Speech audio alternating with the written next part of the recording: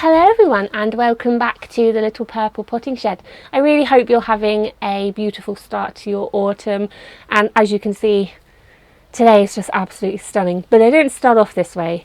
It was actually pouring down with rain all night, and all this morning up until about midday it just looked miserable, and it was just absolutely pouring it with rain. And I was feeling a little bit down because I was a bit like, well, can't go up the allotment because it's raining. What do I do now? But as you can see, the sun has come out and it's actually really quite warm now. And I think we're supposed to be having good weather now for the rest of the week. So hopefully it will give all those crops which I sowed a little bit late that little bit of extra time to keep on growing. But autumn is one of my favourite months. I absolutely love the change in seasons. I mean, it doesn't feel like autumn today, it feels like summer, but the allotment is showing those changes of seasons, and there's certain crops which need digging up and cutting back, and I mean the sweet corn is looking brown and not very nice. There's some patches of bare earth, but there's plenty still growing and my late sowings really paid off this year. So I've got my borlotti beans and my climbing French beans. They are flowering. The French beans have actually produced a massive harvest already, and there's still loads of beans on there growing, so that's done really well. That variety is Cobra. There's also my leeks, my Swiss chard and my turnips in what was the potato bed, and that bed is just looking so full of life, and it makes me happy every time I look out the shed door and I see that there, because it still looks green, it still looks lush. You know, there's no signs of autumn in that bed at all. And obviously the Swiss chard will keep on going. It's one of the hardiest things that I've ever grown. And if it does get too cold and we get signs of snow, I probably will pop some cloches over those Swiss chard just to keep them going, but they are so hardy. And also it looks like the turnips are ready to harvest as well, so I'm going to pop some of them in a stew. But yeah, obviously the brassica bed is just doing what the brassica bed does best this time of year, and it's just growing really well. I've been harvesting the curly kale. The cauliflowers, I don't know what happened to them. They didn't survive at all. It's like a cauliflower curse with our family. But I will keep trying to grow cauliflowers. This was my first year, and well, as you know, life's been a bit crazy, so I haven't had, you know, my complete and utter time to dedicate to the allotment. But no, the brassica bed's just looking really good, and of course it's coming into life now. So yeah, really pleased. The flower bed obviously is just dying back now. There's a few blooms left there. There's a cassoulet dahlia which is just about to bloom, I'm so excited about. And the zinnias just keep on going. So yeah, it's looking a bit bare and a bit empty in the flower patch, but I'm excited to grow more flowers next year, hopefully. But I just wanted to do a bit of a vlog because I haven't spoken to you like this in a long time. I don't get much time to actually do, you know, the videos like I used to do, you know, actually doing things on the plot. When I do get spare time, I usually just crack on with the things instead of filming them, because it does take a long time to set up the camera, and then you make a mistake, and I'm such a perfectionist, so it takes me ages. But it's quite nice talking to you like this in the shed. Sorry if you can't see much because the sun is just blaring in my face, but it's the best that I can do right now, and well, I like chatting to you anyway. So yes, life is going to get a little bit less hectic now, and I'm really excited about it. We actually did our last garden show last weekend at Harrogate, so it was the furthest north that we've ever been. It took us about 6 hours to get there, and we were there from Thursday until Sunday, and then we got home around 1 o'clock, 2 o'clock on, well, Monday morning. So yeah, that was crazy, and I had a cold as well, so that was horrible. But I met so many lovely people. Now the sun's gone away. But no, I met so many lovely people, and I will miss that part of doing the shows. It was so nice to get out there and sell our stuff and meet new customers and old customers, and of course meet people that watch the YouTube channel and follow me on Instagram and things like that. So that was really, really nice, and I'm going to miss that. But it was a lot of hard work. And I don't think people realise how much hard work goes into, you know, setting up a stand and, you know, manning it. And it's nice to talk to people, but it is very mentally tiring. So I'm not going to miss the hard work. That sounds really lazy, but yeah, I'm not going to miss the hard work just because we've been at it so long. And summer just seems to have passed us by because we've been doing all the shows in the summer. It's just vanished. So it's nice to now sit back, have the weekends back to myself, and just work on a few more personal projects, because a lot of exciting things are going to be happening. I'm really desperate to tell you all, but I want to keep it hush for now because I don't want to sort of tempt fate. But yeah, lots of exciting things are going to be happening soon, so I will keep you all up to date with all of that. But yeah, at Harrogate we met quite a few YouTube followers, and one of them was the lovely Claire from Purple Sweet Pea. She does a YouTube channel on YouTube called Purple Sweet Pea, but she's so lovely, and she actually made me something as well. This absolutely beautiful wooden sign. Oh, it's in the sun, there we go. So you've got the leeks and the lavender on each side, and then the logo in the middle. It's just so lovely. So thank you, Claire, I absolutely love it, and I'm going to leave it in my shed. It's so well done. But yeah, if you're not following her YouTube channel, which is Purple Sweet Pea, then go over and follow it. She's got an allotment, and she's just moving to a new one with her dad. So yeah, it's a really lovely channel, and Claire's really lovely as well. So go on over and give her a follow. But yeah, she popped over at Harrogate, and I always forget to get people's names because obviously sometimes people come up and they tell you their Instagram name and all that, but I always forget to ask for their real name, which is silly. But lovely lady gave me some cough and cold sweets to suck on, which was really nice as well. But yeah, I'm going to miss that. But I can still talk to you on here, so that's not a problem.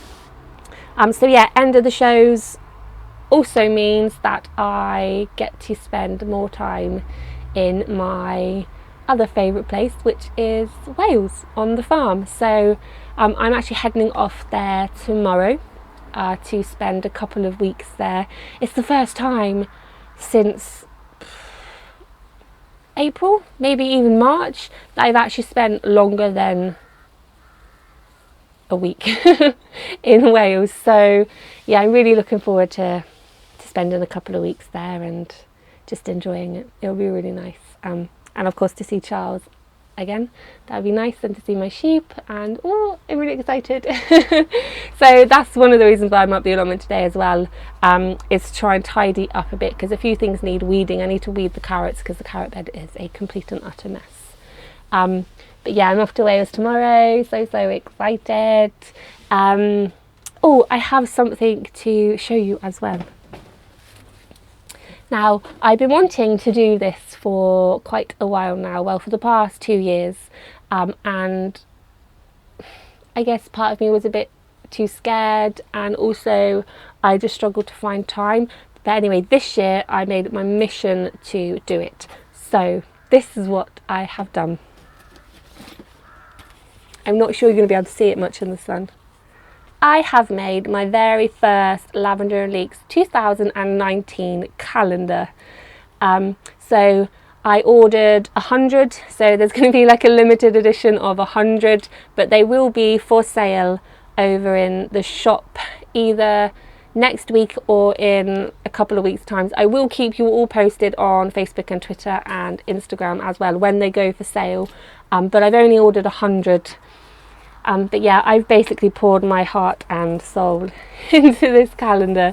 So you've got each month I don't know if you can see it very well because of the sun. So each month has a picture which was taken by me. Up at the top there's a little caption, there's all the dates, and then there's a gardening tip at the bottom. And what I like about these slim calendars is the fact that there's enough space on each day to write important things, not only birthdays and anniversaries and things like that, but also, you know, say you sow sweet peas, you can write on the actual day when you sow them, when you plant them out, things like that. And well, I really like things like that, so I thought I'd choose a slimline one. But yeah, each month has got a photo and a gardening tip, all done by me. I won't show you too much, just a little sneak peek. But yeah, they will be for sale over on www.lavenderandleeks.co.uk, and I will be posting them out worldwide as well. So postage will probably be a little bit more for international postage, but yeah, so excited. I'm gonna hang this one in my shed. So well, there's actually 99 for sale, sorry. I'm really happy with it, so happy, and I hope you will like it too. So yeah, I'll keep you all updated on Twitter and Facebook and Instagram when that's going on, but I just wanted to show you it here on YouTube. There's also something else that I was sent, and I am a complete and utter stationery freak. Like, I absolutely love stationery, and when it comes to stamps, I'm just a proper stamp geek. So I've come across this company before. They're called the English Stamp Company, and I love them. But they contacted me and they wanted to send me a stamp because they had seen my jars. Oh yeah, these jars here with the labels which I had printed off. And they really liked the idea, so they offered to make me a stamp, so I can stamp up my jars and things like that. So here it is, and I am absolutely in love with it. I mean, it's mounted on these beautiful wooden handles with the English Stamp Company. I don't know if you can see very well because of the... So that's the stamp, and it stamps up like this.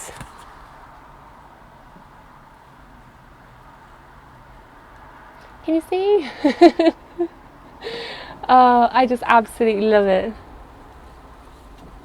Homegrown and homemade, and then there's a space to put, you know, whatever is in the jar, and then Lavender and Leeks on the bottom, but it's got a lovely flowery border. I just absolutely love it, and like I said, I completely love stationery and being organised and things like that, so this is going to be really handy. And they also put some labels in and a black stamp as well, ink pad, sorry, not stamp. So yeah, really chuffed with that.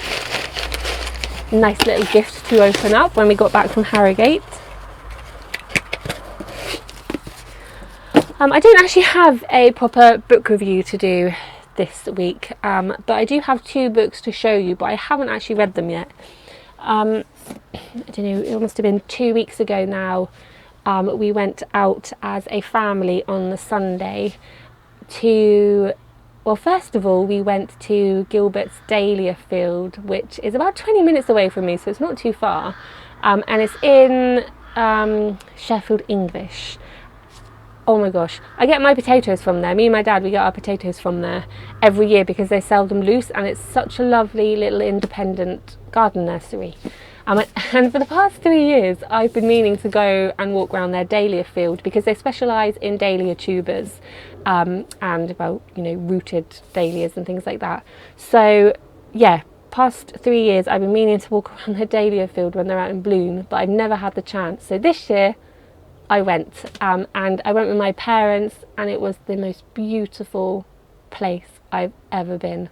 It was so lovely, and what was so perfect about it is the fact that if you were looking at buying dahlias, which I am for next year, that's the best place to go. Somewhere like that where you can actually see the dahlia in bloom, and you can choose the ones that you really, really like. Because sometimes looking at a photo just isn't good enough, and you get the dahlia and it blooms and you think, oh, that doesn't look anything like the photo. So yeah, I walked around the dahlia fields and I picked out quite a few that I wanted to buy to plant next year. So that was a really lovely experience. But anyway, after that we went to Kingston Lacey, because my parents are National Trust members. So we went to Kingston Lacey. We've been there before. Lovely, lovely place, really nice. They've got a really nice kitchen garden there, and they've got like a allotment site which is on site, which we had a little peek around as well, and a really nice orchard. But anyway, they've got this old potting shed which they have loads of books for sale, second-hand books. So we went in there, and you have to donate, obviously, if you want a book. But I saw this book, and I just thought, it looks really good. It's called Booze for Free, by Andy Hamilton. The definitive guide to home brewing, hedgerow and garden, wines, sherries and liqueurs, beers, ales and porters, ciders, and also cordials, teas and other soft drinks. So I donated £2 for this book, which was, well, that's what it said to donate. And I thought, well, it was well worth it. But it's been categorised into months. So there's obviously spring, summer, autumn, winter, and then all the things that you can forage and obviously harvest in those months to make into all these drinks, which I really find interesting. And I'd love to do it more. And I mean, I make cordials, and I made elderflower champagne once as well. So I'd love to be able to make more, and I'd love to one day make my own cider. But obviously I need quite a lot of trees for that, and quite a lot of equipment as well. But yeah, so far, what am I trying to say? So far, it looks really good. And it is actually only retailing at £9.99, which isn't too bad for a book. So yeah, if you're into making your own wines and cordials and things like that, then this is a really good book. Really, really good. There's a really good bit about cider making in here. I'll put that on one of my dreams, to have an orchard and to be able to make cider. Oh no, my milk bottle is leaking everywhere, all over my bag. Anyway, what else was I going to talk about? I'm not sure really. Not a lot is really happening this time of year now. But I will tell you one thing. My sweet corn, now there was a little bit of a mistake with my sweet corn. The variety was called Mini Pop, and I was supposed to harvest them when they were quite small. I think it was just as the tassels appeared I was meant to harvest them, but I was obviously too busy to harvest them, so I left it too late. And then I read on the packet that if you don't harvest them early, then you could leave them and they'll turn into popcorn. So I thought, well, I'll just, I'll let them dry on the stalks and harvest them later and just use the kernels as popcorn. I was really excited, and yeah, like I said, I thought I'll leave them to dry as long as possible naturally on the stalks. I came up the other day and noticed that all the stalks along the side of my fence, and a couple of them in the row next to it, had vanished, and there had been at least 2 cobs per stalk. So I'm thinking that somebody took them, because I don't think it could be an animal. One, because I mean, it looks obviously like it was person, and also 2, when I was harvesting the rest of them, they were so hard to get off of the stalks. Like, even I struggled to remove each cob from the stalk. So I don't think a squirrel would have been able to run off, unless he had really huge muscles. Then I don't think a squirrel could have taken it. And my plot is completely fenced. I noticed that some of my dad's sweet corn had been nibbled on, which was obviously an animal. I don't think a person would just do that there. So yeah, I think it was a person, which I'm not very happy about at all, because I grew them from seed, I nurtured them, I tended to them all season, and for them just to be treated like an all-you-can-eat buffet by someone else is just annoying. And honestly, like, I don't mind sharing things. If they had come over and asked me if they could have some, then, you know, I would have given it to them. But for someone just to come to your plot and to take your food, I don't think it's right. So I decided to harvest the rest of them. So I brought them in to the shed just to let them dry off. I opened up one. It looks really, really good. I don't know if that's focusing on it at all.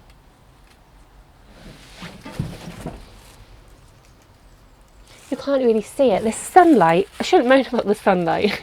It's nice to have the sun, but anyway, really, really happy with them.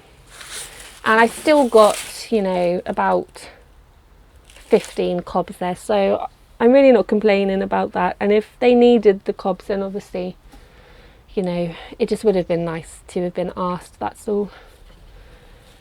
And also, they probably thought it was sweet corn. Which it wasn't, it's popcorn, so they probably had quite a big surprise when they went to cook them. They probably thought, what a waste, it's all dried up, but they probably just threw it in the bin, which is even more devastating. But anyway, I also picked my butternut squash because I thought if someone's stealing my sweet corn, you know, there's nothing stopping them coming in and taking my butternut squash. And they're a complete and utter contrast to last year. And you know what, I'm not even sad about it because I'm just happy to have a harvest. And this is my smallest one, and this is my biggest one. I don't know what shape they are. They're not butternut squash shape anyway. But yeah, I'm still really happy with them because I can still eat it, and that's absolutely fine with me.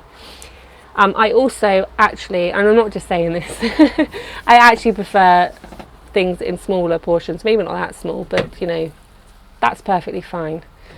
For instance, my pumpkin, I don't know what I'm going to do with it. Like, it's so big. I don't know, I have no idea how I'm going to cook it or eat it, or, and also I have no idea how I'm going to get it out. Because it grew inside my wigwam, and it's sort of like a cage now, and it's going to be like a puzzle trying to get it out. But yeah, it's so big, I just don't know what to do with it. When things are smaller, you know, you think, like, you know, that will make one curry, fine, perfect, done. But when something's that big, you're like, oh God. Once you start, you know, cutting into it and cooking it, you need to cook it all. So yeah, that's going to be fun. It's going to be really fun. And I've got 2 pumpkins as well, which is good. I have no idea what variety they are. They were supposed to be Crown Prince, and obviously they're not blue, and they're too big. The only other variety which I grew was Tom Fox, which is meant to be a small orange pumpkin, which they're orange, but they're not small. The only thing I can think of, and I can't remember if I used saved seed from my Crown Prince, and yeah, the only thing I can think of is if I used saved seed, then the saved seed might have been mixed up with my dad's Atlantic Giant saved seed. So the pumpkin is either a huge Tom Fox pumpkin, it's either an Atlantic Giant, or it's either a orange Crown Prince. Which I don't think it is. But I'm sure it's going to taste okay anyway, and we'll come to that bridge when we cross it. But yeah, apart from the sweet corn feast, everything's been fine. I just wanted to move these in just in case, you know, you can't be too safe really. Also, I just want to show you this, if I can pick it up. The smiley face is gone. I drew a smiley face on it. My biggest sunflower head. This was actually growing on my biggest sunflower, but because the head was so heavy, the sunflower was drooping over, and I didn't see this head until my dad went round the side of my allotment, and he said, oh my gosh, have you seen the size of the sunflower head? And I ran round and I was like, oh my god, it's amazing. I'm so happy with it. I had no plans on growing a massive sunflower head, but so happy. Let me try and get a seed out. Oh my god, look how big those seeds are. Humongous. What I might do is try and save a few of these seeds to try and grow an equally massive sunflower next year, and then I'll just leave the heads out for the birds to peck at, so they can have something to eat over the autumn and winter. But yeah, it was a nice little surprise. So I've been really happy with how the allotment has produced this year, and I know it's not the end of the year yet, so I'm not doing like a roundup or anything, but I'm so chuffed. There's been failures and there's been successes like every year, but I think you just need to focus on the positives. And you know, if someone's stealing your sweet corn, it doesn't matter, because you've managed to harvest a few cobs for yourself. If your butternut squashes don't grow as big as you had hoped, then it doesn't matter, you can still eat them, it's fine. So yeah, just try and be positive. But I think I'm going to stop rambling now because it's been 26 minutes, I'm sorry. But I just want to end it with a little bit of info if anyone is interested. I am hoping to attend the Malvern Autumn Show, which is next weekend. I don't know, is that the 30th or the 31st? On the Sunday I'm hoping to attend. So it will just be like a busman's holiday, I suppose, because we're not selling there. I just really want to go there because it is a really, really nice show. And also I'm on the hunt for some spring bulbs, so I want to stock up on alliums. I need to restock my tulips. I also want some crocus and snowdrops and narcissus and things like that. So I just really want to stock up on spring bulbs, and the Malvern Autumn Show I think is going to be the place to do it. So if any of you are going to the Malvern Autumn Show on Sunday, then you know, drop me a line or something and maybe we can meet up, have a little bit of a garden chat. It would be nice. And it'd be nice for me just to be able to have a proper look around a garden show without being confined to the stall. So yeah, I think that's about it. I'm gonna do a little bit more weeding, probably put on some sun cream or something like that, because I can't get over how sunny it is. But I need to be back home for 4 o'clock because it's my nephew's birthday and he's coming over for some cake and his presents, so I can't miss that. But I really hope you have a lovely autumn. I hope it's all that you wish it would be.